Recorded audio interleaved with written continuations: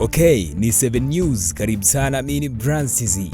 Yaliyojiri Jumanne hii ni pamoja na Rais wa Marekani Donald Trump jana alibadili msimamo wake wa kuishambulia Irani, akisema kuwa ameahirisha mashambulizi yake ya kijeshi dhidi ya mitambo ya umeme na miundombinu ya nishati ya Irani kwa siku 5 kufuatia mazungumzo aliyoyataja kuwa ya tija na Irani.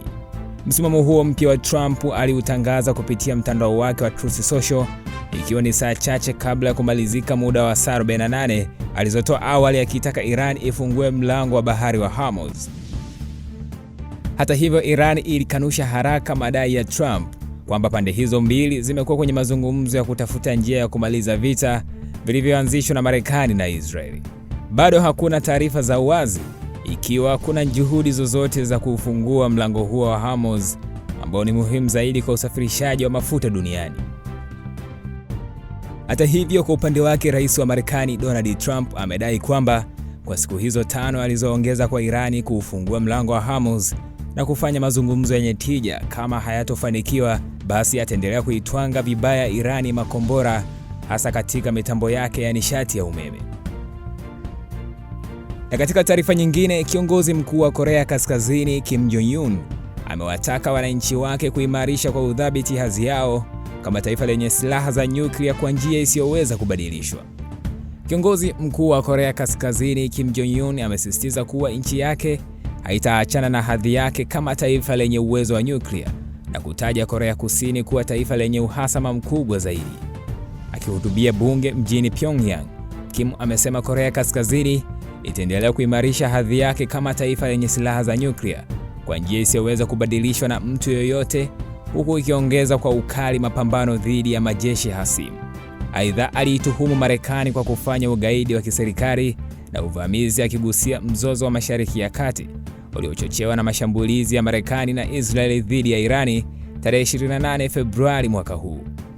Bado hakuna taarifa au nia za wazi za moja kwa moja za kiongozi huyo wa Korea Kaskazini kutaka kuingilia mzozo unaoendelea kwa sasa Mashariki ya Kati, ingawa baadhi ya wachambuzi wakubwa wa kisiasa duniani wanadai kwamba kwa hali inavyozidi kuwa mbaya zaidi, mapigano haya kama yataendelea, basi kuna uwezekano mkubwa wa mataifa kama Korea Kaskazini, China pamoja na Urusi kuingilia vita hivi, na huenda ikapelekea vita kuu ya 3 ya dunia.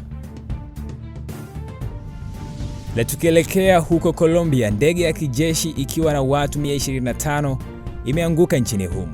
Watu wasiopungua 66 wamefariki na wengine kadhaa kujeruhiwa, wengi wao ni wanajeshi.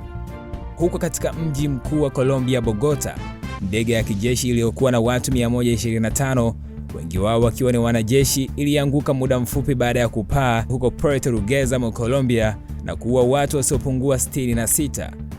Naibu meya wa mji huo Carlos Claros amesema watu 81 walijeruhiwa katika mkasa huo uliopo mji wa Puerto Rugeza huko Putumayo, jimbo la Amazon linalopakana na Ecuador na Peru.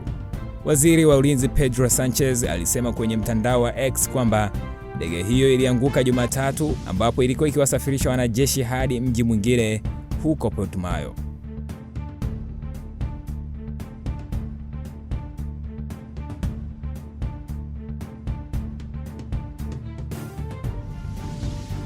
Na tukirejea huko nchini Marekani, kwa mara ya kwanza kabisa jimbo la Hawaii nchini humo limekabiliwa na mafuriko mabaya zaidi ambayo hayajawahi kushuhudiwa tangu mwaka 2004.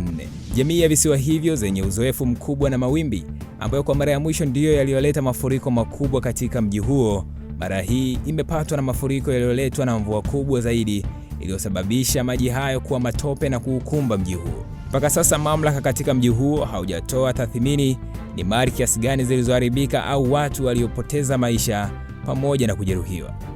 Na katika habari za michezo, baadhi ya raia wa Senegali wameanzisha vuguvugu la mtandaoni wakikusanya maoni ya kulivunja shirikisho la soka barani Afrika, CAF. Jukwaa hilo limeanzishwa siku moja baada ya CAF kuipokonya Senegali ubingwa wa AFCON 2025 na kuipa Morocco. Wasenegali hao wanaamini kuwa mageuzi makubwa yanahitajika ndani ya shirikisho hilo linaloongozwa na Patrice Motsepe, rais wa shirikisho hilo, wakihoji weledi wake na watendaji wengine wa taasisi hiyo barani Afrika. Mpaka sasa wamekusanya zaidi ya saini 136,000, saini ambazo ni nyingi kwelikweli, na kama saini zitaendelea kukusanywa na kuongezeka, huenda tukazungumza mambo mengine katika siku za usoni.